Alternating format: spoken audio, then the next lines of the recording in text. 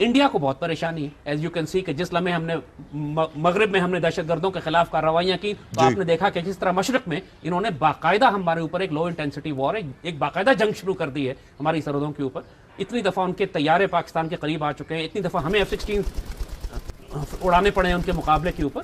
تو یہ تو ذاتی طور پر تو ہمیں ایز اے ڈیفنس اینالسٹ کوئی شبہ نہیں ہے کہ انڈیا اب ایک ایگریسو انگیجمنٹ کے لیے اپنی فوجوں کو ڈپلوائے کر رہا ہے, ہمارے بارڈرز کی سروے کر رہا ہے, ہمارے ریڈارز کی پینیٹریشن دیکھ رہا ہے کہ کہاں تک ہے, ہمارا الرٹ لیول دیکھ رہا ہے, چیک کر رہا ہے کہ ہم کس حد تک ہیں. اور ہم نے یہ بات جنوری میں کہی تھی, جنوری 2014 میں جب انڈیا میں انتخابات میں بھی 6 مہینے تھے, اس وقت ہم نے کہا تھا کہ انڈیا میں ایک ہٹلر آ رہا ہے, نریندر مودی آئے گا اور اس کے بعد پورے خطے میں ایک خوفناک جنگ کے لیے وہ ایک تیاری کرے گا. بالکل آپ نے اس کا ذکر پروگرامز میں بھی کیا, میرے ساتھ بھی پروگرام میں بھی کیا تھا ہم نے, اور اب ایونٹس بالکل ویسے ہی سامنے ہو رہے ہیں. تو ہمیں ذاتی طور پر کوئی شبہ نہیں ہے, لیکن ایک بات ہم صاف بتا دیں کہ اگر انڈیا پرووک کرتا ہے, ایک جنگ ہوتی ہے پاکستان پر اور نواز شریف کی حکومت ڈیموکریسی یہ موجود ہوگی, تو پھر ہم اس جنگ میں بچ نہیں سکیں گے.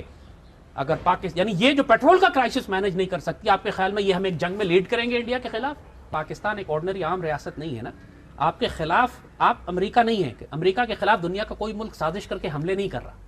پاکستان چاروں طرف سے گھرا ہوا ہے دشمنوں میں,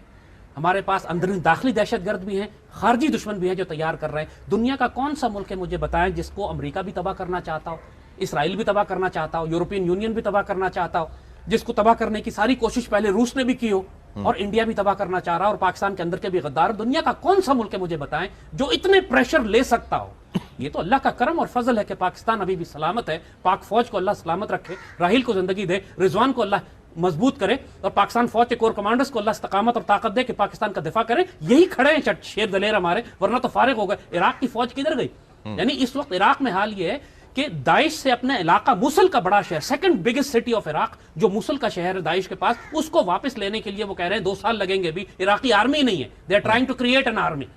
تو اللہ سے ڈریں, استغفر اللہ العظیم, کہ ہماری پاک آرمی کو کوئی نقصان پہنچے. انڈیا کے حملے سے پہلے پاکستان میں ایک پیٹریوٹک ٹیکنوکریٹک گورنمنٹ لے آئیں. نقصان ہمیں پھر بھی ہوگا کیونکہ کینسر اتنا پھیل چکا ہے کہ اب ریکوری بڑی سخت ہوگی, بڑی خون ریزی ہوگی, ہمیں بڑی قیمت دینی پڑے گی. لیکن اگر اس وقت تک آپ نے ایک ٹیکنوکریٹک پیٹریوٹک گورنمنٹ پاکستان میں نہیں لائی تو اتنا بڑا نقصان ہوگا کہ شاید آپ کو آدھا پاکستان آپ کے ہاتھ سے اللہ نہ کرے بڑے بڑے شہر ہمارے ہاتھ سے چلے جائیں, پھر ریکوری 10 گنا زیادہ قیمت دے کے کرنی پڑے گی. ریکور تو ہم کر جائیں گے, آرمی تو انٹیکٹ ہے, قربانیاں دے گی,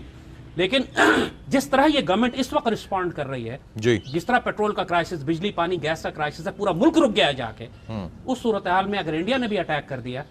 دین یو ول, پھر آپ استغفر اللہ 10% آبادی بھی ملک کی چلی جائے, اگر نقصان ہو تو 1-2 کروڑ آدمی مارے جائیں گے. سوچنا 18 کروڑ کی آبادی ہے,